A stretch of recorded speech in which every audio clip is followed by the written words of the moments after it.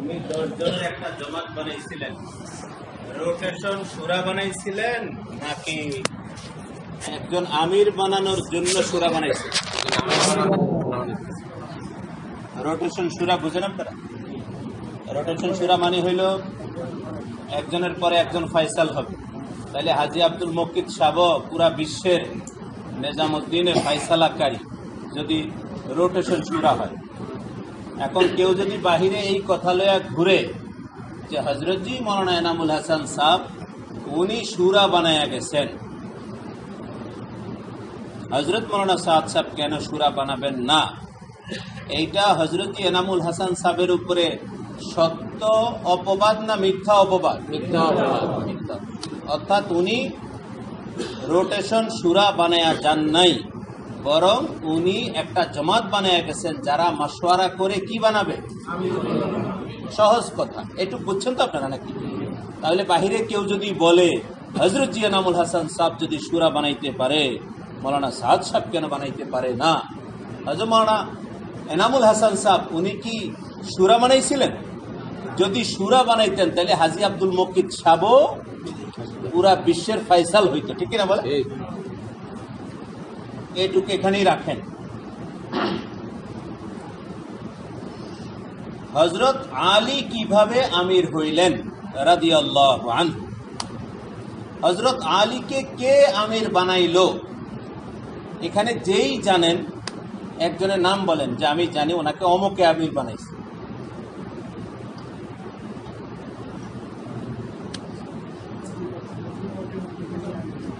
এইবার আসেন, হযরত ওমর রাদিয়াল্লাহু আনহু 6 জনের একটা জমাত বানাইছিলেন। হযরত এনামুল হাসান সাহেব যেরকম 10 জনের একটা জমাত বানাইছিলেন আমির করার জন্য, হযরত ওমর রাদিয়াল্লাহু আনহু 6 জনের একটা জমাত বানাইছিলেন আমির বানানোর জন্য, আমিরুল মুমিনিন খলিফাতুল মুসলিমিন বানানোর জন্য একটা জমাত বানাইছিলেন।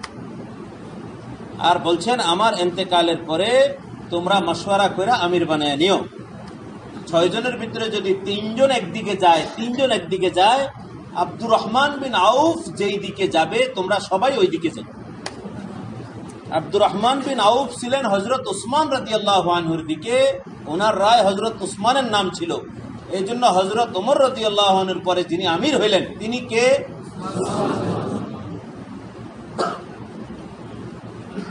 হযরত উসমান রাদিয়াল্লাহু আনহুকে যখন শহীদ করা হয় তখন হযরত আলীকে কে আমির বানাইলো? মাঝখানে শুনে রাখেন, হযরত আলী কত নম্বর খলিফা? আমাদের হযরত জি মাওলানা সাদ সাহেব কত নম্বর আমির? 3 নম্বর। কয় নম্বর? 4 নম্বর। কিছু মিল আছে নি?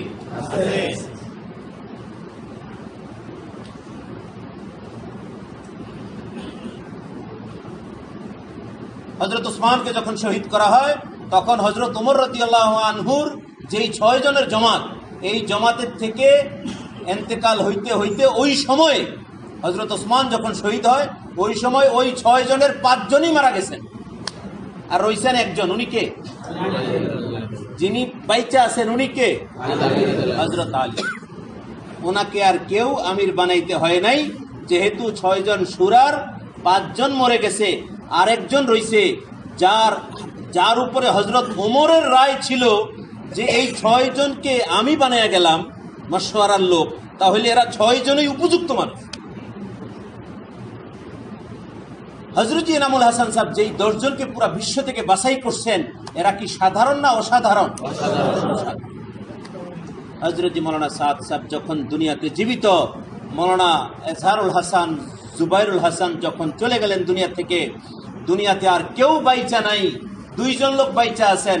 একজন হলেন হাজী আব্দুল ওয়াহাব, যিনি পাকিস্তানে, যিনি সেন্সলেস, যিনি পুরা দুনিয়া চালানো দূরের কথা, পাকিস্তান চালানো দূরের কথা, নিজেকে চালানোর মতো সুস্থতায় তিনি নাই।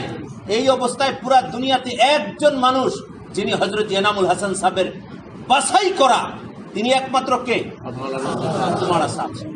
তাইলে হযরত আলীর সুন্নতের উপরে যদি আমির হয় তাহলে একমাত্র কে হইতে পারে? কিন্তু আমাদের উলামায়ে কেরাম ওনাদের অবজেকশনের কোনো শেষ থাকবে না, এটা আল্লাহ তাআলা জানেন।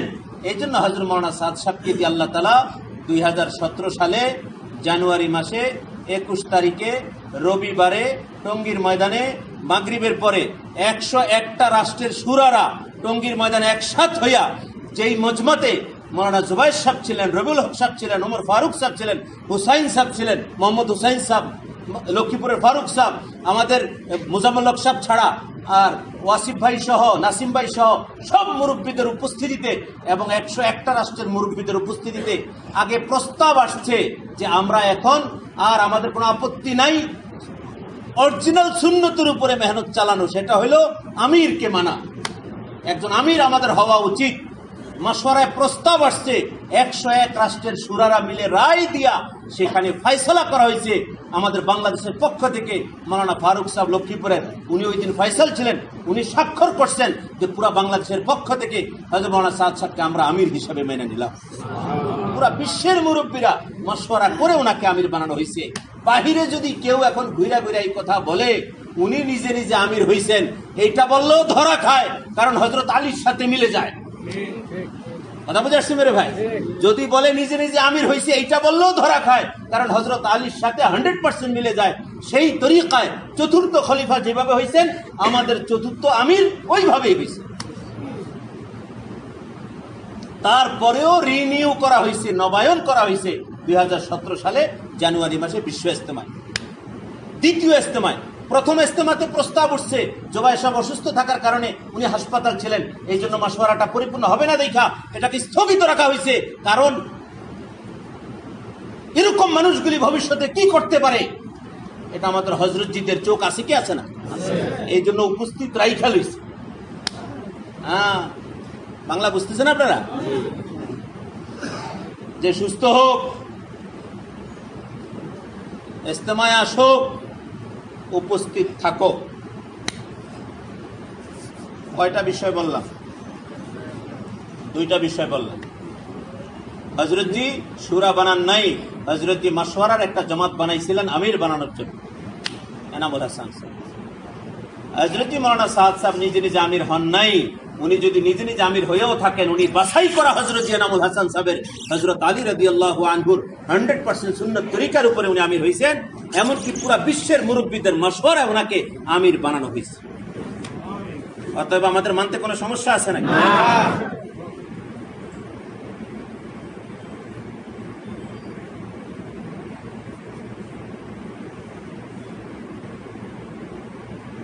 দোষ আপনি কইরা আরেকজনের ঘাড়ে চাপিয়ে দিবেন, সিধা মানুষগুলি 2-1 দিন আপনার সম্মানে মাইনা নিবে, পরে আপনি ভাবলেন কি করে যে উনি সবসময় আপনি একটা আবল তাবল একটা কথা কইবেন আর এই সাধারণ মানুষগুলি মাইনা নিবে, এটা আপনি ভাবলেন কি করে?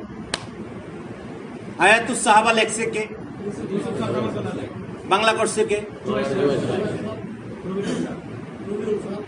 হায়াতুস সাহাবা বিক্রি হওয়ার পরে যদি সামান্য কমিশন আসে, এটা কি হযরত মাওলানা সাদ সাহেব পায়, নাকি ইউসুফ সাহেব পায়, নাকি জুবাইর সাহেব পায়? হায়াতুস সাহাবার বাংলা 4th খণ্ড 602 নম্বর পৃষ্ঠা, কোরআনের বিনিময়ে টাকা নেওয়া, ওমর রাদিয়াল্লাহু আনহুর হাদিস, মুজাহিদ রাহমাতুল্লাহ আলাইহি থেকে বর্ণিত, পৃষ্ঠা নম্বর 602, খণ্ড নম্বর 4, বাংলা লেখছেন জুবাইর সাহেব নিজের হাতে। সিরা গেঞ্জি গায়ে দিয়া উনি হায়াতুস সাহাবা, আমার চোখে দেখা, কারণ আমি কাকরাইলে 4 বছর পড়ছি নিজে। ওনার পিছনে গঞ্জিটা কি থাকতো? সিরা থাকতো, আমার নিজের চোখে। এত কষ্ট করে নিজের হাতে লেখা হাদিস, কি আছে হাদিসের মধ্যে? ও কোরআনওয়ালারা, কোরআনের বিনিময়ে টাকা নিও না, নতুবা জিনাকারীরা তোমাদের আগে বেহেশতে চলে যাবে। হায়াতুস সাহাবা। হযরত ওমর বললেন হযরত ওমর দোষ গিয়া চাপাইলেন হযরত মাওলানা সাদ সাহেব। হায়াতুস সাহাবা লেখলো হযরত ইউসুফ সাহেব, আর আপনারা কইতেছেন মাওলানা সাদ। বাংলা করলেন আমনে, আলেম করে খেপে দিলেন হযরত মাওলানা সাদ সাহেবের বিরুদ্ধে, যে দেখেন কি কয় উনি কয় আপনারা মাদ্রাসায় ফরয়াজে টিয়া নেন, কোরআন ফরয়াজে টিয়া নেন, আমনে কাকে বেশ্যা মহিলারা বেহেশতে যাইব গিয়া, এটা মাওলানা সাদে কইছে। মাওলানা সাদ সাহেব কইছে না হযরত ওমর কইছে? এটাতে গ্যারাম না মিছা কথা কয় না, ডাহা মিছা কথা কয়। এটা কোনো নরমাল মিছা কথা না তো, এটা রাজধানীর মিছা কথা। এটা কি কয় বলেন? ডাহা মিছা কথা। কথা কয়টা গেল? মুনতাখাব হাদিস কে লিখছিলেন? হযরত ইউসুফ সাহেব রহমতুল্লাহ, উনার মতো এলেমওয়ালা আপনি আশ্চর্য হবেন। বাংলাদেশের যে কোনো দাওরা মাদ্রাসায় যান, গিয়া বলেন যে হুজুর দাওরা ক্লাসের ভিতরে নাকি হযরত মাওলানা ইউসুফ সাহেব, আমাদের হযরত ইউসুফ সাহেবের লিখিত কিতাব নাকি পাঠ্য বই আছে। সুবহানাল্লাহ, পাঠ্য বই, শরহে মানিউল আসার, হযরত ইউসুফ সাহেব কান্দলবী রাহমাতুল্লাহ আলাইহি, পাঠ্য বই, এমএ ক্লাসে পড়ায়। আল্লাহ ওনাকে এত ইলম দান করছে। এই জন্য কে হযরত জি হবে ইলিয়াস রহমতুল্লাহ আলাইহির পরে এটা নিয়ে যখন আলোচনা চলতেছিল, বাস হযরত জি ইলিয়াস রহমতুল্লাহ আলাইহির দিল সাফ হয়ে গেছে ইউসুফ সাহেবের ব্যাপারে। ইন্তেকালের আগে উনি খালি হযরত ইউসুফ সাহেবকে খালি বুকের মধ্যে লাগাইয়া যা দেওয়ার দিয়ে দিছে পুরা উম্মতকে চালানোর জন্য। যা হইছে জমানার বুজুর্গরা পর্যন্ত, মাশায়েখরা পর্যন্ত, এমনকি শেখুল হাদিস জাকারিয়া সাহেব রহমতুল্লাহ আলাইহি পর্যন্ত বিভিন্ন বিষয়ে হযরত ইউসুফ সাহেবের সামনে হার মানতে বাধ্য হয়েছে। একটা ছোট্ট ব্যাপার খালি বলি, বিশাল বড় একটা অ্যামাউন্ট টাকার অঙ্ক নিয়ে এক নবাব সাহেব নিজামুদ্দিনে অনেক পিরাপিরি করতেছে হাদিয়াটা দেওয়ার জন্য। ইউসুফ সাহেবকে কোনোভাবে রাজি করতে পারতেছিল না। অবশেষে সবাই জানে ইউসুফ সাহেব একজনের কাছে দুর্বল, তিনি কে?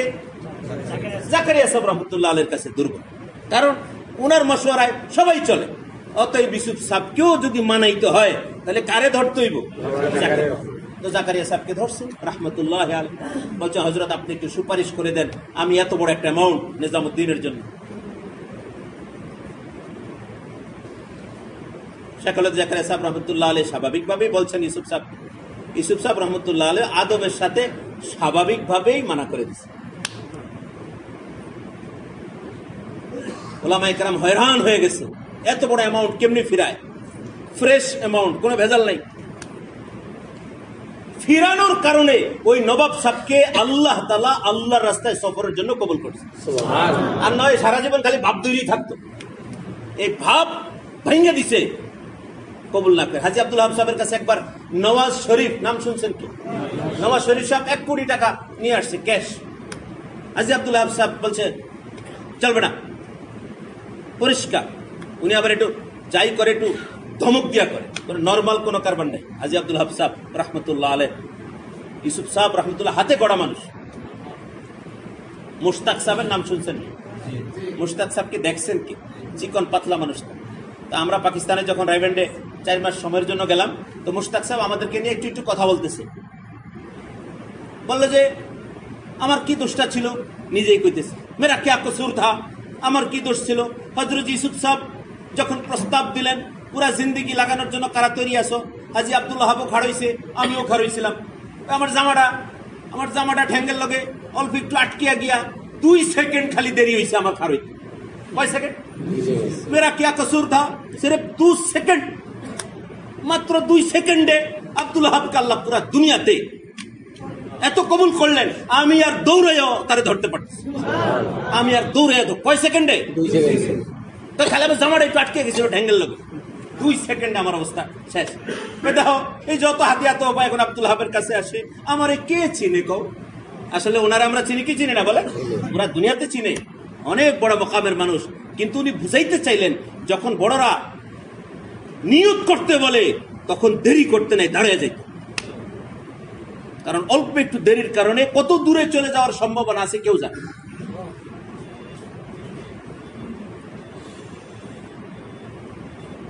$1 কোটি টাকা যখন ফিরিয়ে দিল হাজী আব্দুল ওয়াহাব সাহেব, তো নওয়াজ শরীফ বলল এতে বড় রকম দেনে ওয়ালা আপকো নেই মিলেগা, এত বড় অ্যামাউন্ট দেওয়েন না আপনি ফাইতেন ন। হাজী আব্দুল ওয়াহাব সাহেব বললেন ইতনে বড়ে রকম ঠুকরানে ওয়ালা তুঝে ভি নেই মিলেগা, এত বড় একটা অ্যামাউন্ট ধাক্কা দিয়ে ফালিয়ে দেওয়েন নাও তুই জীবনে পাবি না।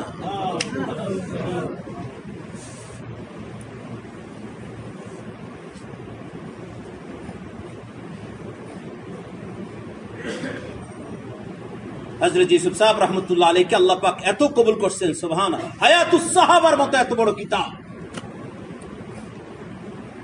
ইহুদি নাসারাদের নজর পড়ছে বদনজর, শকুনের নজর পড়ছে নবুয়তের এত বড় আলিশান মেহনতের উপরে। এই জন্য বলছে আমির গুলি মাইরা ফেলাও, তাবলীগ ঠান্ডা হয়ে যাবে। এই জন্য টার্গেট বানাইয়া নিজের ঘরের ভিতরে আগুন লাগাইছে, ঘরের মানুষ দিয়া। এই জন্য আগে ইউসুফ সাহেবকে মারছে, তারপরে তার ছেলে হারুন সাহেবকে মারছে, তারপরে এখন টার্গেট বানাইছে হযরত মাওলানা সাদ সাহেব। 9 বার অলরেডি হামলা হয়ে গেছে, সামনে আরো কতবার হবে তাকে যা। একটা কথা ভুল প্রমাণ করতে পারে না ইমাম বুখারীর মতো। ইমাম বুখারীর একটা কথা ভুল প্রমাণ করতে পারে না আলেমরা, তারপরে ওনাকে কোথায় বয়ান করতে যাইতে দেওয়া হইতো না। মৃত্যু পর্যন্ত কোন এলাকায় বয়ান খবর হইলেই ওই এলাকার ভিতরে কিছু লোক তৈরি হয়ে যাইতো, তারা ওনাকে দাওয়াত দিচ্ছে, তাদেরকে পুরো প্রেসারে রাখতো। লাস্টে ওনাকে খবর দিয়ে দেওয়া হতো যে হুজুর আমগো এলাকায় এসেন না, ঝামেলা আছে। মরণ পর্যন্ত ইমাম বুখারীকে কোন এলাকায় যাইতে দেওয়া হয় নাই। লাস্টে উনি দোয়া করছেন, আল্লাহুম্মা দাকাত আলাইয়াল আরদু বিমা রাহুবাত ফাকবিদনি। ও খোদা, দুনিয়াটা এত প্রশস্ত হওয়া সত্ত্বেও আমি বুখারীর জন্য সংকীর্ণ হয়ে গেল, ও খোদা আমাকে তুমি তোমার কাছে নিয়ে নাও। হাদিস শরীফে আসছে মরণ চাওয়া জায়েজ নাই। এক ব্যক্তি দুনিয়াতে মরণ চাইছিলেন, ইমাম বুখারী। পুরা দুনিয়াতে বুখারী ছাড়া ইসলাম চলে নাকি বলো? বুখারী ছাড়া কোনো কিতাব চলে দুনিয়াতে? আজকে সেই মানুষটাকে একটা মাহফিল করতে দেওয়া হয় নাই, ক্লাস করতে দেওয়া হয় নাই, ওয়াজ করতে দেওয়া হয় নাই, কোন এলাকায় সফর করতে দেওয়া হয় নাই। আজকে বাংলাদেশে শুধুমাত্র হযরতজির ছায়াটা পর্যন্ত উলামাদের জন্য আতঙ্ক। হযরতজির ছায়া সব তাবলীগ করে ফেলান, হযরতজি যেন ওইদিকে না আসে। হযরত নূহ আলাইহিস সালামের জামানায় কি বলতো? বলে এই লোকটার দিকে তাকায়ও না, এই লোকের কথা শুইনো না। জাআলু আসাবিআহুম ফি আযানিহিম ওয়াস্তাকশাউ সিয়াবাহুম ওয়া আসররু ওয়াস্তাকবারু ইস্তিকবারা। কাপড় দিয়ে চোখ ঢাকা রাখতো, আঙ্গুল ঢুকায় রাখতো কানের ভিতরে, কারণ নবীর চেহারার দিকে তাকাইলে হেদায়েত পায়। ওই যে শুনেন না, এক লোক বই বিক্রি করছে 300 টাকা দাম, আর বলছে ভাই বইটা পড়বেন, লাস্ট পৃষ্ঠাটা খালি পড়বেন না, এই শর্তে নিতে পারে। সবাই চিন্তা করলো খুব গুরুত্বপূর্ণ বই, আচ্ছা ঠিক আছে পড়লাম না, ওয়াদা করলাম। সব তো আর একরকম হয় না। পরে এক লোক বান্দর টাইপের, সে লাস্ট পৃষ্ঠাটা উল্টায় দেখে যে লেখা আছে মূল্য 30 টাকা। কি জন্য মানা করছে বইরেন না? ধরা খাই যাইব। আসল যদি হাকিকত কি খাই যাইব? ধরা খাই যাইব। নিজামুদ্দিন যাইবা না, হযরতজির কথা শুনবা না। কারণ একটা কথার ভিতরে আমাদের বাংলাদেশের কোন আলেমের কথার কোনো মিল নাই। হযরতজির কোন কথার সাথে বাংলাদেশের কোন তহমতের, কোন অপবাদের কোন মিল নেই। দেখবে যে ওমা কোনো মিল পাইতেছি না, ওখানে গেলে জিন্দগি ঠিক হয়ে যাবে, এই জন্য ওনাকে আইনও না, ওনার কাছেও যাইও না। বাস মুনতাখাব হাদিস লেখলেন হযরতজি ইউসুফ সাহেব রহমতুল্লাহ আলাইহি, লেখা প্রকাশ হওয়া দূরের কথা, এর আগেই দুনিয়া থেকে সরাইয়া দিলেন। টার্গেট আমিরকে মেরে ফেলো। এটাকে হযরতজি মাওলানা সাদ সাহেব কত কষ্টে খুঁজা বাইর করছেন। এই 6 সিফাতের উপরে কিতাব। নিজের সুবিধার সময় বলেন মাওলানা সাদ সাহেব আলেম না, আর যদি মুনতাখাব হাদিস মাওলানা সাদ সাহেবই জমা করে থাকে, তাহলে সাধারণ আলেম না অনেক বড় আলেম? অনেক বড় আলেম। এই বেলায় আলেম না, ওই বেলায় অনেক বড় আলেম। বাংলা বুঝতেছেন? মাওলানা সাদ সাহেব ছোট আলেম। আপনারা আমাকে উত্তর দেন, এটাও একটা প্রশ্নের উত্তর আজকে। মেশকাত বড় কিতাব না সিহাসিত্তার কিতাব বড় কিতাব? মেশকাত বড় না বুখারী বড়? মেশকাত বড় না মুসলিম, নিসাই, তিরমিজি, আবু দাউদ, ইবনে মাজাহ? কোনটা বড়? এখন যিনি মেশকাত পড়ান ওনাকে কওমি মাদ্রাসার পরিভাষায় কি বলে? মুহাদ্দিস। কি বলে? যিনি মেশকাত পড়ান ওনাকে কি বলে? মুহাদ্দিস। আর যিনি বুখারী পড়ান ওনাকে কি বলে? শাইখুল হাদিস বড় আলেম, মুহাদ্দিস বড় আলেম না শাইখুল হাদিস বড় আলেম? মুগদাতে এমন ঘরও আছে যেই ঘর থেকে খানা পিনা কারি জুবাইর সাহেব হুজুরের একেবারে কামরাতে যায়, আমি নিজের চোখে দেখছি। মুগদাওয়ালারা, মান্ডাওয়ালারা, অর্থাৎ জুবাইর সাহেব হুজুরের খাস খাদেমও এই এলাকায় আছে কি আছে না? আমাদের তাদের সাথীদের মধ্যে আছে কি আছে না? খাস ভাবে খেদমত করতো। বলেন তো মাওলানা জুবাইর সাহেব হুজুর ওনার সারা জীবনে সিহাসিত্তার কোন কিতাব, বুখারী, মুসলিম, তিরমিজি কোন কিতাব কোথায়ও পড়াইছে কিনা, নাকি শুধু মেশকাত পড়াইছে? এই ব্যাপারে যে জানেন সেই বলেন।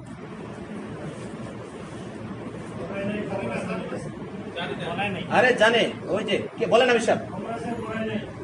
আমির সাহেব খবর আছে, পড়ায় নাই। অর্থাৎ এবার সহজে বুঝেন, এই কিতাবগুলি পড়াইতে হইলে দাওরা ক্লাস লাগে। কি লাগে? কাকরাইলে জন্মের পর হইতে আজ পর্যন্ত কাকরাইলে কখনো দাওরা ক্লাস আছে? আপনাকে বুঝার জন্য সহজে কইতেছি। কাকরাইলে যেটা আছে ক্লাস, ওইটাকে মেশকাত বলে। কি বলে? এর দূরই ক্লাস। কারণ ওরকম একটা ক্লাস চালু করতে হইলে ওরকম একটা হেডম লাগে। বাংলাতে বলে কি লাগে বলেন? হেডম লাগে। নিজামুদ্দিনের ভিতরে হেডম আছে, এই জন্য নিজামুদ্দিনের মধ্যে দাওরা ক্লাসও আছে।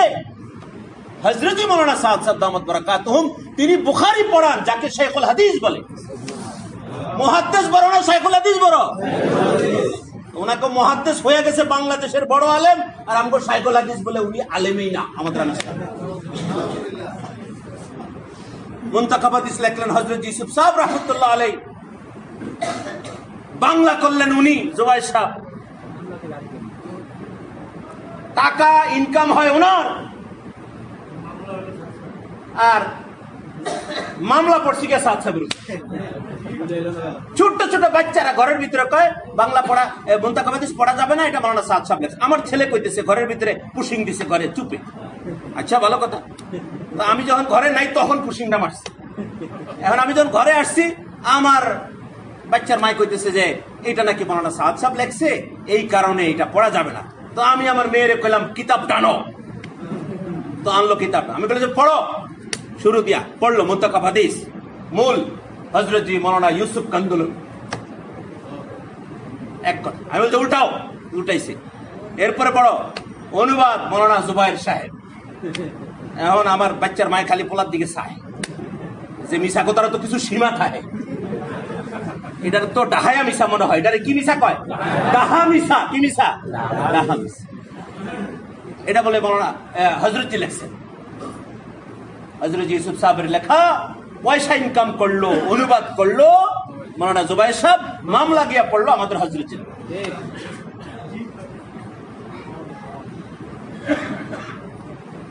কয়টা গেল? আমি গেলাম বেনাপোল। বেনাপোলের নাম শুনছেন কি? বেনাপোল একটা আমাদের নিজস্ব মাদ্রাসা আছে, যেটা আমাদের পুরান ঢাকার সাথীরা কন্ট্রোল করে, এই ইস্তেকবালের মাদ্রাসা। হ্যাঁ, তো সেখানে আমরা গেলাম। জালালাইন ক্লাসের ছাত্র ডাকলাম, বললাম যে জালালাইন কিতাবটা আনো। তো আনলো। পরে বললাম যে বাংলা অনুবাদটা যেটা জালালাইনের ওইটা আনো। তো আনলো। আমি বললাম যে সূরা তোহা খুললো। আমি বললাম এই আয়াতটা একটু পড়ো। মা আজালা কান কওমিকা ইয়া মূসা, ও মূসা আপনি আমার কাছে যে আসলেন, আপনাকে কিসে তাড়া করলো আমার কাছে আসার জন্য? একা একা সবাইকে রাইখা আপনি আমার কাছে যে আসলেন তাড়াহুড়া করে, কিসে আপনাকে তাড়া করলো? এটা কে বলছেন? কাকে বলছেন? এই আয়াতটা ওমা আজালা কান কওমিকা ইয়া মূসা। বললাম এই আয়াতের নিচে দিয়া বাংলাগুলো একটু পড়ো। আগে কে অনুবাদটা করছে দেখালো। লেখা আছে মাওলানা আবুল কালাম আজাদ, বাংলাদেশে একজন বড় আলেম, এটা তফসির করছে। তো তফসিরে জালালাইনের আবার তফসির বাংলা বুঝতেছেন? এমনি তফসিরে জালালাইন বিখ্যাত কিতাব, ওইটার অনুবাদ করছে বাংলা। কি লেখা পড়ো? এখানে লেখা আছে, সেই ছেলেটা পড়তেছে, লেখা আছে এই আয়াতের মধ্যে আল্লাহ তাআলা মূসা আলাইহিস সালামকে দুইটা জিনিস জানানোর জন্য সতর্ক করেছেন। একটা হইল উনি উনার জমাতকে ছেড়ে, উম্মতকে ছেড়ে যে চলে আসছেন, এইভাবে আসাটা উনার উচিত হয় নাই। আমি কে মিয়া নবীর দোষ কওকা? কার দোষ কইতেছে? নবীর জন্য এটা উচিত হয় নাই, এইভাবে উম্মতকে রাইখা চলে আসা।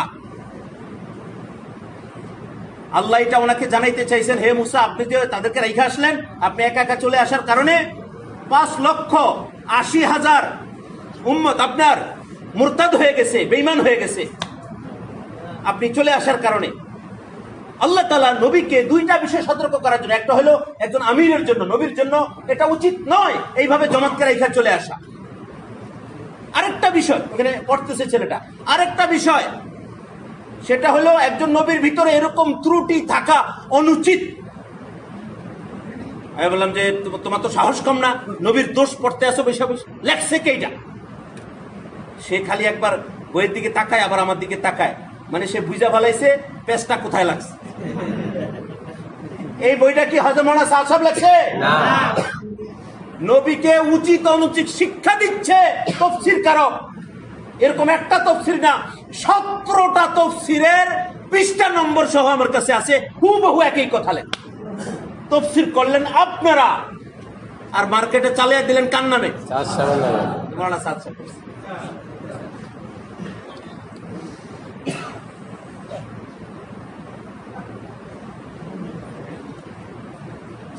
আপনারা বই লিখবেন, আপনারা সব বেয়াদবি করবেন নবীর শানে, আর হযরত মাওলানা সাদ সাহেব শুধুমাত্র ওইটুক বলে যেটুক মেহনতের জন্য দরকার। একটা আমিরের জন্য কি উসুল, মামুরের জন্য কি উসুল। আসহাবে কাহাফের কুকুরটা এখানে আল্লাহর কুদরতে কেন বাঘের পাওয়ার পাইলো, কেন এটা বাঘ হইল, এটা শুধু দ্বীনি মেহনতের সাথে রিলেটেড বিষয়গুলি হযরতজি শুধু বলেন, তাও আপনাকে কিতাব থেকে বলেন। আপনারা লেখছেন দোষ হয় না, আর হযরতজি বলছে দোষ হয়ে গেছে। ওই যে শুনেন নাই, বাসের ভিতরে একটা যুবতী, তো যুবকের পায়ের মধ্যে জোরে ভাড়া দিছে, ভাড়া দিয়া বললো সরি, তো যুবককে বললো যে ওয়েলকাম। কি বললো? এক বুড়া এটা খেয়াল করছে, আরে ভাড়া দিয়া সরি কইলে আর কোনো সমস্যা নেই। তো বুড়াও জোরে ভাড়া দিছে, ভাড়া দিয়া বলছে সরি। তো যুবকটা বললো যে চোখের কি মাথা খাইছেন নাকি? কিসের মাথা খাইছে? দেখা চলতে পারেন না, আমার জুতাটা নষ্ট করে ফেললেন। বুড়ায় বললো, বুড়া লোকটায় বললো আমার শরীর বানানে কি ভুল ছিল না? কারণ মেয়েটাও বলছে, আমিও বলছি, আমার কি বানানে ভুল আছে না? কোনো ভুল আছে? ওনার ভাল লাগে নাই যুবকের, এই ফাড়াটা যুবকের ভাল লাগে নাই, ওই মেয়ের ফাড়াটা কি লাগছে?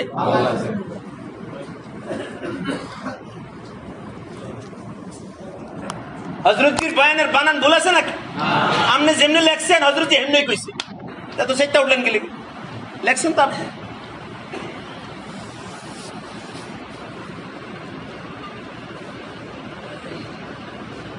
সাধারণ ডিকশনারি যার ঘরে আছে, বাংলা থেকে আরবি, আরবি থেকে বাংলা, এরকম কারো আছে নাকি?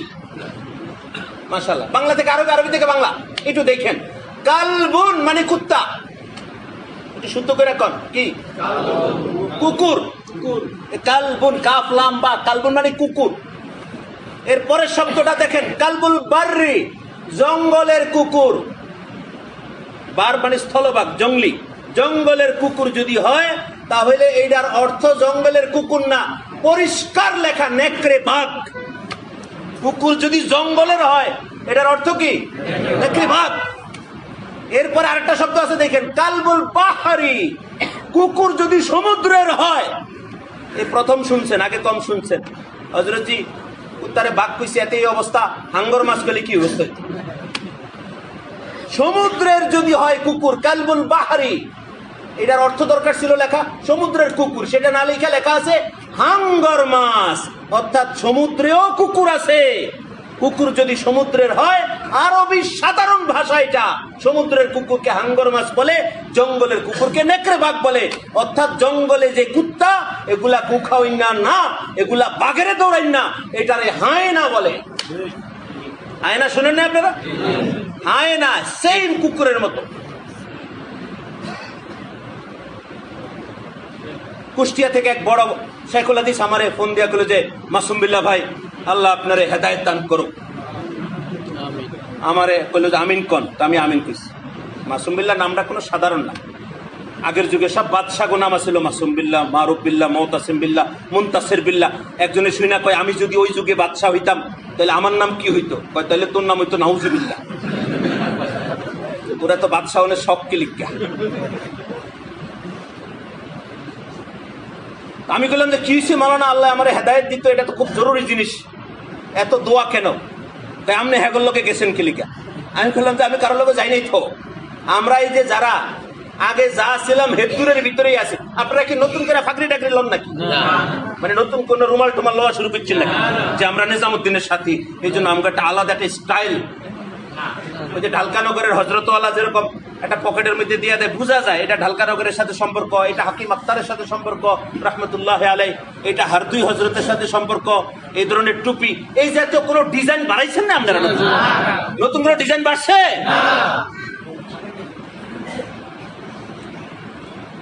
বরং আগের তো নাম একটু সুবিধা হয়েছে, কারণ আলেম ওলামারা এত বেশি তবলিগ করে, আমাদের একটু রেস্টের সময় আইসি কে আছেন, একটু রেস্ট না, একটু করতে দেন না, কয়েকদিন এটা করুক না। নৌকা তুলছেন কে কে? না ওইটা থাকলে সদরঘাট যায়, এই পারে তো এই পারে এমনি যায় হুদাহুদি। এখন মাঝি তার ছেলে দুইজনে মিললে নৌকা চালায়, দুপুরে খাওন খায়। এই এরকম টিফিন বাড়ি দেখছেন কে? বলের মধ্যে ভাত কতটি লইয়া উর্ফে তরকারি ডাইলা দিয়া একটা গামছা দিয়া বাইন্দা সুন্দর দেখছেন, এই গ্রামগঞ্জে আছে। হ্যাঁ, এখন দুপুরে ভাত লইয়া গেছে মাঝি আর ছেলে, এই পাশে ছেলে বইয়ে ওই পাশে মাঝি নৌকা চালায়। দুপুর বেলা বাপে খাইতে গেছে, খাইতে গিয়া খিদা বেশি লাগছে, পুরা ঢাকায় লাগছে, ছেলের লিগে আর রাখে নাই। এখন ছেলে যখন খাইতে গেছে, বাপে বৈঠা ধরছে আইসা, ছেলে খাইতে গিয়া দেখে যে খাওন নাই, যে গেল বাবা খাওন কই? বাবা কইলো বাচ্চা থাকলে বহুত খাইতে পারবি, আমরা বুড়া মানুষ কয়দিন বাঁচি, এই জন্য খাইয়া লাইছি, তুই বাচ্চা থাকলে খাইতে পারবি। তো ছেলে মন খারাপ করে চুপচাপ বসে রয়েছে। এখন বাপে খালি নৌকা চালাই চালাই চালাই চালাই, সন্ধ্যা হয়ে যাইতেছে, ছেলে আর আইয়ে না বইটা ধরনের লেগে। কয় কি ও একটু আইও না?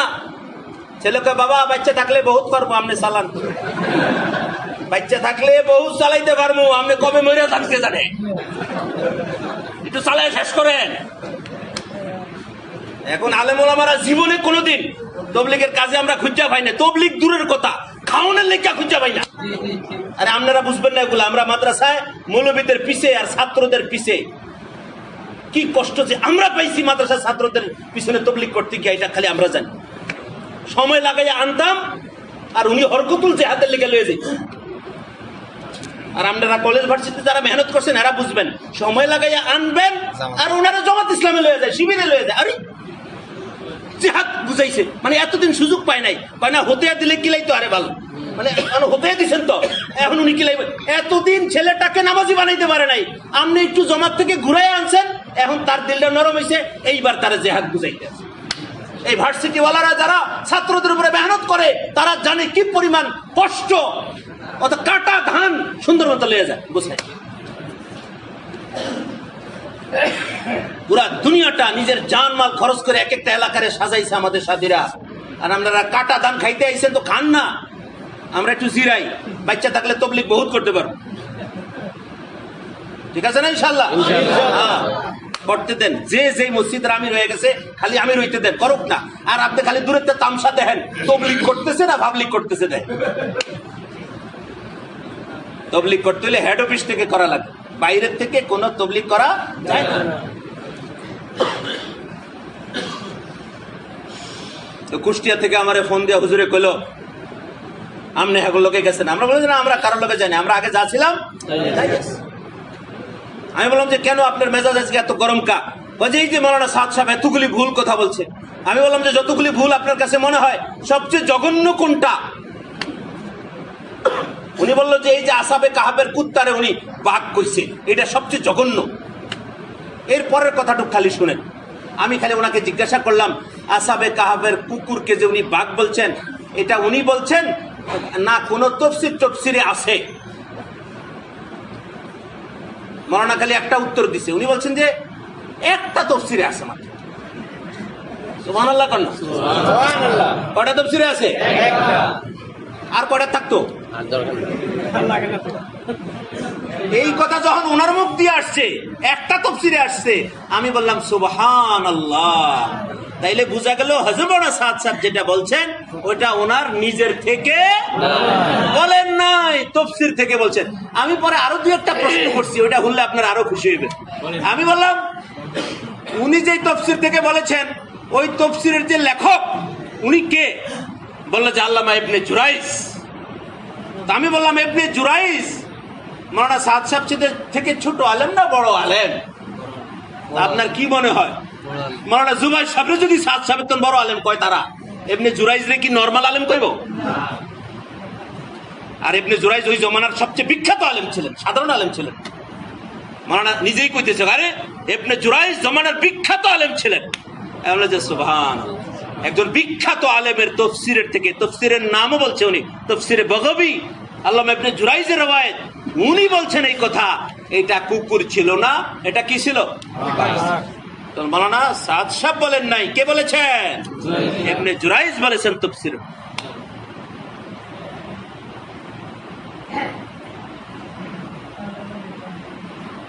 সারা দুনিয়ার মানুষ জানে সবকিছু আল্লাহ থেকে হয়, এই কথায় 100 নম্বর যদি পায় তাহলে চরমনাই পাবে না, মাদ্রাসাওয়ালারা পাবে না, একমাত্র তবলিগওয়ালারা তারা পাবে।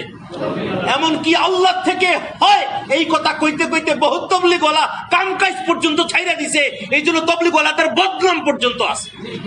তবলিগওয়ালাদের বদনাম আছে না, এই জন্য ফিরে কাম করস টাকা আল্লাহ খাওয়াই, বদনাম আছে কি আছে না? সবকিছুর মালিক কে? আল্লাহ। সবকিছু হয় কার কাছ থেকে? গুমরাহির মালিক কে? আল্লাহ। হেদায়েতের মালিক কে? আল্লাহ। সারা জীবন ট্রেনিং দেওয়া হইল যেই কথা, হযরত ইউসুফ সাহেব রাহমাতুল্লাহ আলাইহির বিরুদ্ধে আলেম ওলামারা, হযরত মাওলানা সাদ সাহেবের বিরুদ্ধে এই জমানায় যেভাবে আলেমরা উঠা পড়া লাগছে, হযরত ইউসুফ সাহেবের বিরুদ্ধে এত বেশি কথা আলেমরা বলতো, যার কারণে শেখুল হাদিস জাকারিয়া সাহেব নিজে ওই জমানাতে উত্তর দেওয়ার জন্য একটা কিতাব পর্যন্ত লিখছে। ওই কিতাবের সূচিপত্রগুলি 17-18টা, সূচির ভিতরে 18টা বিষয়, তার মধ্যে একটা বিষয় হলো তবলিগওয়ালারা ওলামা বিদ্বেষী। 1972 সালে ওলামাদের অবজেকশন, তবলিগের সাথীরা ওলামা বিদ্বেষী। আর 2019 সালে ওলামাদের অবজেকশন, তবলিগওয়ালারা ওলামা বিদ্বেষী। আর মিলে কি মিলে না বলে? সেই ওই জামানাতে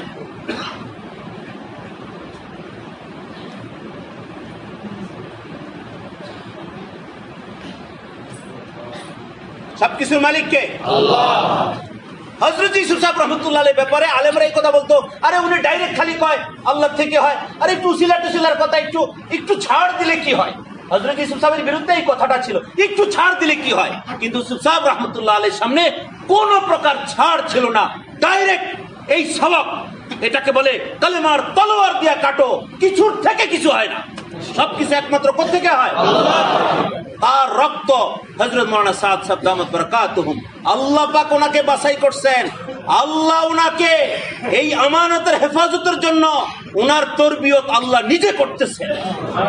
পুরা দুনিয়া একদিক হয়ে গেলেও হযরত মাওলানা সাদ সাহেবকে কেউ টলাইতে পারবে না, কারণ তার হেফাজত একমাত্র কে করতেছেন? আর মন মস্তিষ্ক সবকিছু এগুলো একমাত্র আল্লাহ নিজ জিম্মাদারিতে সামলাইতেছেন, কারণ এই মেহনতের চারদিকে কি পরিমাণ শত্রু আছে একমাত্র কে জানেন? আল্লাহ। কিভাবে কি করতে হবে A to Z আল্লাহ ওনাকে সামলে এনেছে। যত বিখাউজ আছে সব বের করে দিয়া একবারে ফ্রেশ একটা মজমা পুরা দুনিয়া থেকে আল্লাহ তাআলা একটা ফ্রেশ মজমাকে আল্লাহ বাছাই করছে। আর যত বিখাউজ আছে সব বের করে দিচ্ছে, বেশি চালাক সব বের করে দিচ্ছে।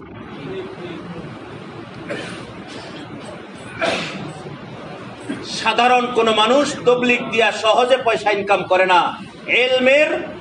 এলমের সামান্য ছোঁয়া যার ভিতরে আছে, তবলিগের ভিতরে একটু যদি লাইন পাওয়া যায়, লাখে টাকে মানে না, কুটিয়ে পোষায় না, 100 কোটি লাগে। কয় কোটি? 100 কোটি। কিন্তু এরকম ব্যক্তিদেরকে তবলিগের কোন নিয়ম নাই বের করে দেওয়া, এই জন্য যা করার একমাত্র কে করছেন? আল্লাহ। এমন ভাবে বাইর করছেন, সওয়াবের নিয়তে বেরিয়েছে। কিসের নিয়তে? হক নিয়তে। উলামাদের সাথে আছি, কোরআন হাদিসের পক্ষে আছি, আপনি কি বলতে চান? বাতিলের সাথে যাব নাকি? আপনি কি বলতে চান এই কথা যে কোরআন হাদিসকে ডিঙ্গায়ে আলেম ওলামাকে ছেড়ে বাতিলের সাথে যাব নাকি? এই যে মন মানসিকতা কে তৈরি করে দিচ্ছেন? যাতে ভুলেও আর সামনে আগাইতে কখনো যাতে নিয়ত করতে না পারে যে জমাতের সাথে আরেকবার মিলি। হ্যাঁ, বেদাতি নাম শুনছেন না? বেদাতি যারা বেদাত করে এরা গুনার নিয়তে করে না সওয়াবের নিয়তে, বরং যারা বেদাত করে না তা করে কাফের বলে। ওয়াহাবিরা কাফের, খারেজিরা কাফের, আহমদ শফি কাফের কয় কি কয় না? বেদাতিরা আহমদ শফি হুজুরের কাফের কয়। কেন মিলাদ পড়ে না, কেন খার হয় না, কেন সালাতুনিয়া রাসূলুল্লাহ কয় না? অর্থাৎ বেদাতিরা সওয়াবের নিয়তে বেদাত করে। হাদিস শরীফে আসছে মৃত্যুর আগে বেদাতি কখনো তওবা করার সম্ভাবনা নাই। নবুয়তের মেহনত দিয়া যারা দুনিয়া কামাই করছে, দুই পদের দুনিয়া, পয়সা এবং পদ, এই দুই জিনিস যারা কামাই করছে, এই মানুষগুলারে আল্লাহ তাআলা তার কুদরতি ঝাড়ু পিটাই করে বের করে দিচ্ছে। আপনি ইচ্ছা করলে ঢুকাইতে পারবেন না, ইচ্ছা করলে পারবেন না, পায়ে ধরলেও কথা শুনবে না। দিনাজপুর থেকে একজন আমার ফোন দিছে, দানেশ, হাজি দানেশ কোথায় কে জানে, দিনাজপুরে নাকি ইউনিভার্সিটি, ওইখানকার কোন টিচার নাকি ফোন দিছে, হুজুর আপনার নাম্বারটা পাইছি এক জায়গায়, একটু মাসলা জিগাইতাম। দিনাজপুরের অনেক ছেলে পেলে ফোন দেয় হাজি দানেশের, ওরা মাসলা জিগায়, ওরা আবার নাম্বার দিয়ে দিচ্ছে। হেই মিয়া আবার সুভাষ সাহেবের ভক্ত, আমি মৌলবী মানুষ, এই জন্য আমার মাসলা জিগাই, মনে করছে আমগো লোক মনে হয় পরিষ্কার। মাসলা টাসলা জিগাইয়া লাস্টে দিয়া বললো যে হুজুর কি করবো, এখানকার ছেলে পেলেরা তো নিজামুদ্দিনের সাথে সব আলেম ওলামাদের সাথে থাকতে চায় না। তা আমি বললাম যে কেন হযরত মাওলানা সাদ সাহেবের কোনো একটা ভুল আপনার সামনে আছে নাকি, কোন ভুলটা? তা আমি একটু যখন কথা বলতেছি, পরে আস্তে আস্তে আস্তে আস্তে লোকটা, একটু আগে তো হজরত হজরত জি জি বলতেছিল, পরে দেখলাম আওয়াজই বন্ধ হয়ে গেছে। এরপরে যে ফোন কাটছে, আজ পর্যন্ত ফোন কখনো তো রিসিভ করা দূরের কথা, মানে এই পরিমাণ ডুজ বাইরে থেকে দেওয়া হয়েছে যে আমাদের কথা শুনলেও গুনাহ হবে। কে কে বাহির করছে বলেন? কে বাহির করছে? এই জমাত থেকে আল্লাহ বের করেছে। আল্লাহ, পুরা দুনিয়াতে হেদায়েতের মেহনত চলতেছে। হেদায়েতের মালিক একমাত্র কে? হযরত জি দামাত বারাকাতুহুর এক এক কথার ভিতরে ঈমান টপকায়, ঈমানের নূর টপকায়। আর তার ব্যাপারে যদি বলে শুনছেন উনি কি কয়, উনি কয় আল্লাহর হাতে বলে হেদায়েত নাই। এই কথাটা কইলে সহজে একটা মানুষের সেন্টিমেন্টে আঘাত করা সম্ভব। এমন কথা কয় নাকি? এই সহজে কারোর কাবু করার এটা হলো রাস্তা। আরে আপনি কতবার আপনার ছেলেরে বলেন কাম করস না কা, কাম করস না কা, হ্যাঁ কই রিজিকের মালিক আল্লাহ। আপনি যে তার ধমক দিয়ে কইলেন রিজিকের মালিক আল্লাহ, এটা কয়ে ঘরে বয়ে থাক, এরকম কথা আমরা বলি না? তো এটার অর্থ কি আপনি অস্বীকার করছেন নাকি? রিজিকের মালিক আল্লাহ, এটাকে আপনি অস্বীকার করলেন না, বরং তারে আপনি বুঝাইতে চাইলেন রিজিকের মালিক আল্লাহ, এটা তো আমিও কই, কিন্তু তুই গরব হইয়া না থেকে তুই কাম কইরা ওই রিজিকটাই আল্লাহর কাছ থেকে লওয়ার ব্যবস্থা কর। বাংলা বুঝতেছেন কথা? মানুষ মনে করে হেদায়েতের মালিক আল্লাহ, এইটা মনে করে সে কিছুই করতে চায় না, মনে করে আল্লাহ যখন হেদায়েতের মালিক উনি আবার দিয়ে দিব। তো হেদায়েতের মালিক যদি আল্লাহ হয়, ওনার কাছে যদি হেদায়েত থাকে, তো নবীদেরকে কি আল্লাহ হুদা বাড়াইছে? নবীদেরকে কি হুদাহুদি পাঠাইছে? না, বরং এই হেদায়েত আল্লাহ থেকে নেওয়ার জন্য নবীদেরকে মেহনতের জন্য পাঠাইছে। এই কথাটারে সাজাইয়া আগে পিছে মিলাইয়া, এটারে কাট পিস কয়। কোন পিস কয়? একটু আগে আমি যে একটা কথা বলছি না, এটারে কাট পিসে মার্কেটে খাওয়ান যাইব, খেয়াল করেন। কিন্তু একটু আগে আমি বলছি, আপনারা খেয়াল করেন নাই। বেদাতিরা বলে আহমদ শফি সাহেব কাফের। এখন বেদাতিরা বলে এই লাইনটা কেটে দিলে, মাওলানা মাসুম বিল্লাহ বলে আহমদ শফি সাহেব বিশ্বাস না করলে এই যে ওনার গলা, ওনার কণ্ঠ, উনি নিজে বলে গেছেন, এটারে কি বলে? এটারে বলে কাটপিস। না, ভয়েস চেঞ্জ করা লাগবে ডাইরেক্ট। আমার মুখ দিয়ে তো কইলাম আমি, খালি আগেরটা কাইটটা খালি পরেরটা হনিয়া দিবেন সবার। এই যে হুজুরের জবান থেকে নিজে কইয়া গেছে, নাউজুবিল্লাহ কর না, এটারে কাটপিস কর। তিনটা জুলুমের কথা মনে রাখেন। বাপ মার সাথে জুলুম, সাধারণ মুসলমানের সাথে জুলুম, আল্লাহর ওলিদের সাথে জুলুম। এই তিন জুলুমের বিচার আল্লাহ দুনিয়াতে করেন, মনে থাকবে সবার। আল্লাহর ওলিদের সাথে, বাপ মার সাথে, আর আর কার কথা কইলাম? সাধারণ মুসলমানের সাথে।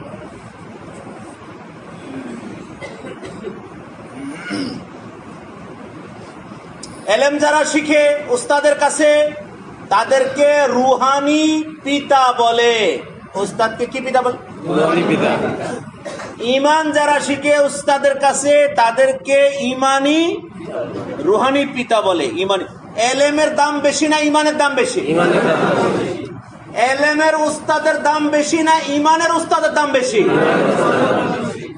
নবীগণ এলমের উস্তাদ ছিলেন না ঈমানি উস্তাদ ছিলেন? অনেক নবীরা কিতাব দেখেও নাই, কিতাব কি এটাও দেখে নাই, শুধু একটাই মেহনত ছিল, লা ইলাহা ইল্লাল্লাহ। সাধারণ মুসলমানকে কষ্ট দেওয়া, এই সাধারণ মুসলমান যদি দ্বীনের দায়ী হয়, তার উপরে জুলুম করা, তার গায়ে হাত দেওয়া, তাকে মারা, তাকে মসজিদ থেকে বের করে দেওয়া, আল্লাহ নিজে সিল মারছেন পাছার মধ্যে, ওমান আযলামু মিম্মান মানআ মাসাজিদা, আল্লাহর ঘরে আল্লাহর জিকির করা, আল্লাহর কাম করতে যারা বাধা দেয়, এর চাইতে বড় জালেম আর কে হইল? কে বলছেন? এইবার দেখেন, ঈমানি উস্তাদ আল্লাহর ওলিগণ পুরা দুনিয়াতে তাবলীগের মেহনত যে করে, আপনি যদি 1 লক্ষ আলেম একসাথ করেন, একজন আলেমের সাথে সাহাবীদের আমলের সাথে আপনি মিলাইতে কষ্ট হয়ে যাবে। কথাটা অনেক ভারী, শুনতে বেয়াদবি মনে হয়, কথার বাস্তবতা দেখেন। কিয়ামতের ময়দানে বলা হবে, যার আমল যার সাথে মিলে তাকে তার সাথে জান্নাতে দিয়ে দেবে। এখন আমি একজন মুহাদ্দিস সাহেব, আর একজন ইমাম সাহেব, একজন পীর সাহেব, এই 3 জনরে ধইরা হাজির করলাম, এইবার মিলান সাহাবীদের সাথে। আপনি কি করছেন? হাদিস পড়াইছেন, কিছু লন্টন নাই তো? বলেন না, ওই মাসে হালকা কিছু লই নাই, মাসে হালকা। আপনি নামাজ ফরজ দিয়ে আপনার উপরে, ইমাম সাহেবের উপরে ফরজ কিনা বলেন? ইমামতি না করলে নামাজ মাপ না ওনার নাকি? ইমামতি না করলে তো নামাজ পড়া লাগবে না। উনি যে মসজিদে নামাজ পড়লেন, মুসল্লির নামাজ না ওনার নিজের নামাজ? নিজের নামাজ। মাসে পয়সা নিলেন কেন? নিজের নামাজ করে কেউ পয়সা লয়? বরং আপনি যে নামাজ পড়াইছেন, এই কারণে সব মুসল্লির চাইতে বেশি সোয়াব আপনার আমলনামায় হয়েছে। আপনি বেশি সোয়াব হইয়া পরে মাসে হালকা, এটা কোনটা? কোন সাহাবীর লগে মিলাইতে পারবেন? পিসা হুজুর মুরিদ কত? 1 লক্ষ মুরিদ আছে। ফাল্গুন মাসে কেউ কিন্তু কিছু দিব না, সমস্যা আছে? পীরগিরি থাকবো? পীরগিরি আর করবো?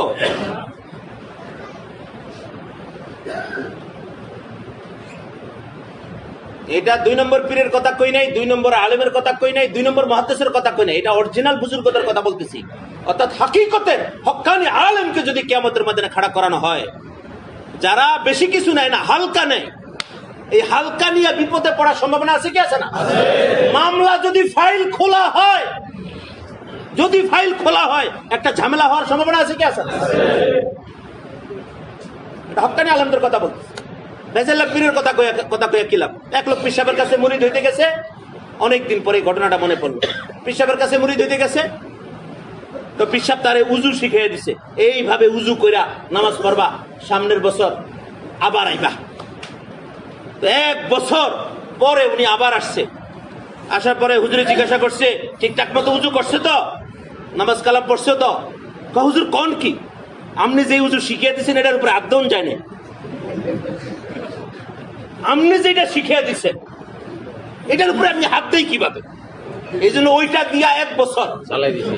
এখন আইসি নতুন করে আরেকটা উজু করাইয়া দেন, এটা দিয়া সামনের বছর চালাই দেন। 1 উজু দিয়া উনি 1 বছর নামাজ পড়ছে।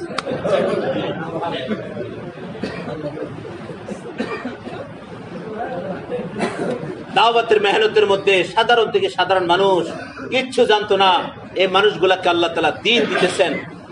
আল্লাহর ওলিদের গায়ে হাত উঠানো হইতেছে একটা জুলুম, ইমানের উস্তাদদের উপরে হাত উঠানো হইতেছে লক্ষ মানুষের হেদায়েতের উসিলা।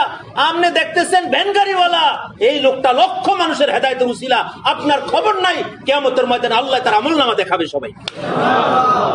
আপনি তার সাথে বেয়াদবি করতেছেন, এগুলার বিচার দুনিয়াতে হবে, আপনাদের কিচ্ছু করা লাগবে না।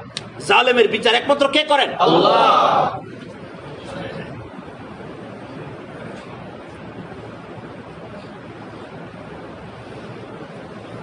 হযরতের কথাগুলা মানুষের সামনে নিয়া কাটপিস কইরা ঘুরাইয়া ঘাড়াইয়া উনি কইছেন একটা, আপনি শুনিয়া দিলেন আরেকটা।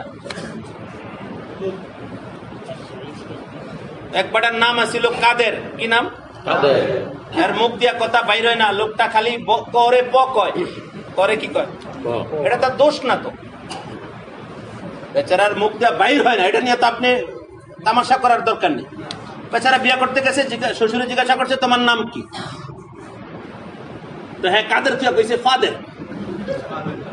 এখন ওনার মেয়ে ছিল পাশে, মেয়ে দিছে কাইন্দা, হ্যাঁ আবার মেয়েরে কইতেছে পেদুনা পেদুনা, তুমি পাতলে আমিও পাইতে দিব। আসলে সে বুঝাইতে চাইছিল কি, তুমি কাঁদো না, কেদো না, কেদো না, তুমি কাঁদলে আমিও কাঁদব। কিন্তু করে পকেলে অবস্থাটা কি হয় দেখছে। তা আপনি যে হযরতের ব্যাপারে এক একটা কথাকে, আরে আপনার মুখে সমস্যা, এই সমস্যা আপনি হযরতের নামে কেন চান? আপনার নিজের স্বার্থের জন্য মানুষের কাছে গিয়া যদি এইভাবে বলে।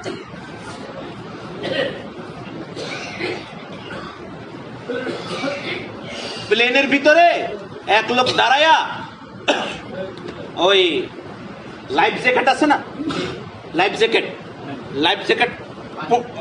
বলছে আবহাওয়া বেশি ভালো না, আপনারা কিছুক্ষণের ভিতরেই এই লাফ দিতে হবে। তো লাফ দেওয়ার নিয়ম হইল এই জ্যাকেটটা পিঠের মধ্যে লইয়া লাফ দিবেন, 1 হইতে 10 পর্যন্ত গণবেন, গণার পরে একটা জিনিস খুইলা ফেলাইবেন, খুললে ওইটা উপরে কি হয়ে যাবে, প্যারাশুট, ছাতা হয়ে যাবে। 1 হইতে কত পর্যন্ত গণতে হবে? তো এক লোকের মুখে সমস্যা, উনি তোতলা উর্দু কথা কয়, উনি বলতেছে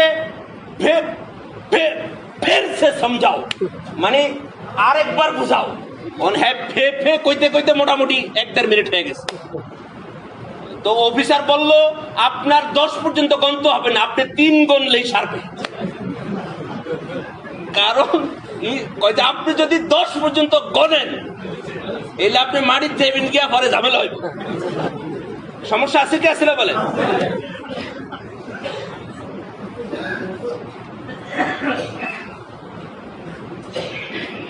বেশি বিরক্ত হয়েছেন নাকি? আরে আমার সাথী করে আলেম ওলামারা এত বেশি অতিষ্ঠ করছে, এই হাসি তো। মানুষ 2 প্রকার, মানুষ কয় প্রকার?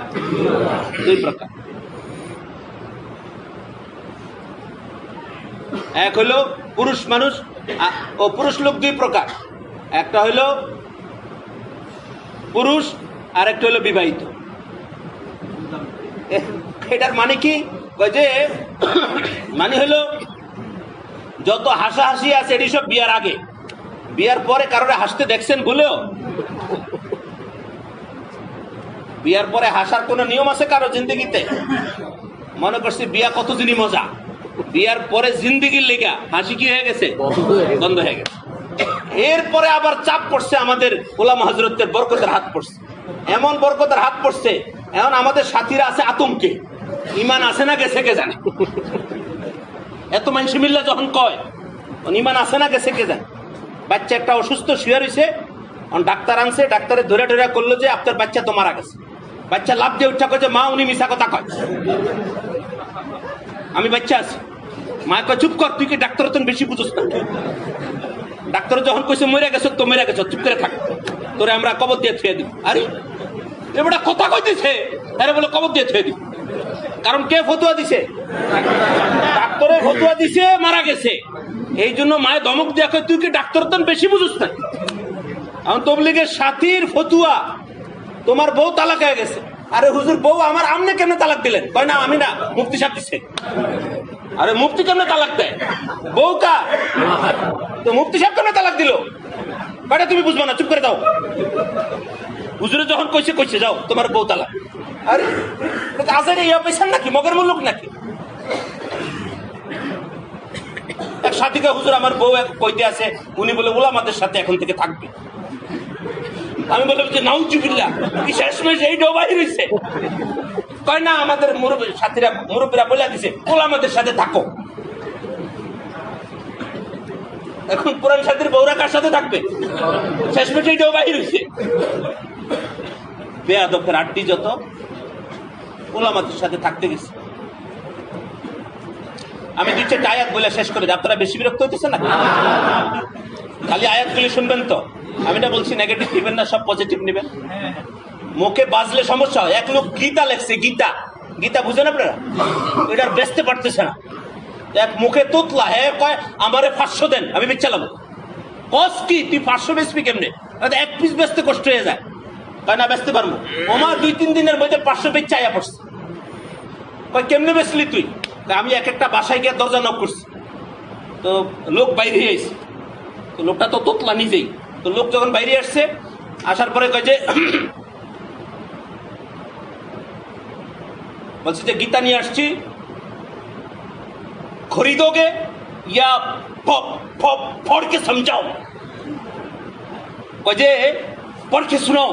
কয় কিনবেন নাকি হইরে শোনাবো? তো মানুষের কত ফরল লাগবো না, থুয়ে যা কয়টি হয়েছে দেখ। মানে হ্যাঁ বাধ্যতামূলক হয় কিনতে হইব, নাইলে আমি ফইরা হুনিয়ে দিয়ে যাবো ফ্রি। মানুষের ডর যে বাবা তোমার হুনান লাগবো না, গীতা ফইরা হুনান লাগবো না, বই একটা দিয়ে যাও কত। মুখে সমস্যা আপনার, আপনার ভাষায় সমস্যা, আপনি হযরতের বয়ান বুঝেন না, এগুলাকে আপনি পাবলিকের সামনে ভুল হিসাবে মার্কেটে ছেড়ে দিচ্ছেন। মাওলানা সাদ সাহেব ভুল, 98টা ভুল বানাইছে ওনারা, আর কুলাইতে পারতেছে না। হ্যাঁ ডেলি খালি বাড়তে আছে। সেঞ্চুরি করতে আর 2টা বাকি আছে, 100-র উপরে যাইব।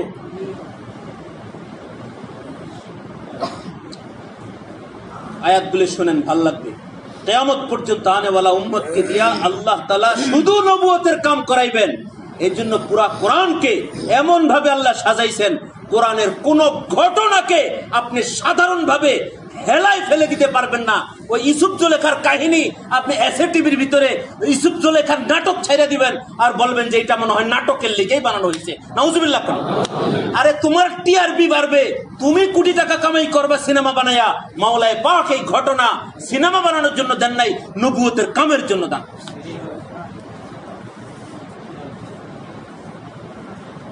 কারণ ইউসুফ জুলেখার ঘটনা কোরআন শরীফে যেভাবে আসছে বিস্তারিত A to Z, তাফসীরে আসছে কয়েকশো গুণ বেশি। এই জন্য সিনেমা বানাইতে হইলে আগে কি লাগে? স্ক্রিপ্ট লাগে। কি লাগে? এই কামটা কে কইরা দিছে? আলেমরা। আগে করছেন আল্লাহ তাআলা। পুরা ইউসুফ জুলেখার ঘটনা জন্ম থেকে লাস্ট পর্যন্ত। এরপরে তাফসীরের ভিতরে খুঁটি নাটি ছোট খাটো বিষয়গুলি এমন ভাবে লেখছেন, কোন পরিচালকের, কোন ডিরেক্টরের, কোন রাইটারের আর কিছু লিখতে হয় নাই। পুরা ঘটনা একেবারে রেডি পাইয়া গেছে, লেখার কাম সেরে গেছে। এগুলা দিয়ে যে দুনিয়া কামাই করতেছ, এইটার জন্য একটা ঝামেলা কিয়ামতের ময়দানে হওয়ার সম্ভাবনা আছে কি আছে না? এই জন্য যারা বিভিন্ন টিভি চ্যানেলের সাথে জড়িত আছেন তাদেরকে বলতেছি, দুনিয়া কামাই করেন, দুনিয়া দিয়া করেন, আখেরাত দিয়া না। কথা বুঝে আসছে মেরে ভাই? ইলিয়াস কাঞ্চন সাহেবের লগে একবার আমরা বসছিলাম, আমাদের সবগুলা সিনেমার নায়ক, এবং ওই দিন মিশা সওদাগর সাহেব, আমাদের ওসামা ইসলাম যে আমির সাহেবের ছেলে, তার সাথে একবার এক জায়গায় মাশাআল্লাহ মিশা সওদাগর নিজেই কিছু নামাজ কালামের কথা বয়ান করে তুই আইলো, টুপি টাবি মাথা দিতেছে আস্তে আস্তে। একবার আমি মস্তুরাতের বয়ান করলাম গুলশান আজাদ মসজিদে, ওরা আমারে কইলো হুজুর কথা সামলে, এখন আপনি তো এমনি একটু বেতালে কথাবার্তা কন। এই যে আপনাকে বক্তায় আমাদের আগেও একজনে কইছে হুজুর কথা কিন্তু আপনি বেতালে কন, একটু লাইন মতো কইেন। তো ওইখানে আমি খেয়াল করি নাই, আমার কিলিকা কইছে কথা তাল মতো কইতে। তো আমি তো বয়ানের মধ্যে কইয়া ফেলাইছি যে সিনেমা দেখা এক গুনাহ, সিনেমা বানানো এটা আরো বড় গুনাহ। কারণ যত মানুষ সিনেমা দেখবে সবার গুনাহগুলি যারা বানায় তাদের আমল নামায়, যারা ছবি করে নায়ক নায়িকা এদের গুনাহ আরো বেশি। ওমা বয়ানের পরে এক সাথী আরেক সাথীরে কয় যে তোমার বউরে একটু জিগাও ভিতরে কোনো ঝামেলা হয়েছে না। আবার ফোন করে জিগায় ভিতরে কোনো ঝামেলা হয়েছে না, কয় না কোনো ঝামেলা নাই। আমি বললাম যে কি হয়েছে, কি নিয়ে এত সমস্যা, কয় না।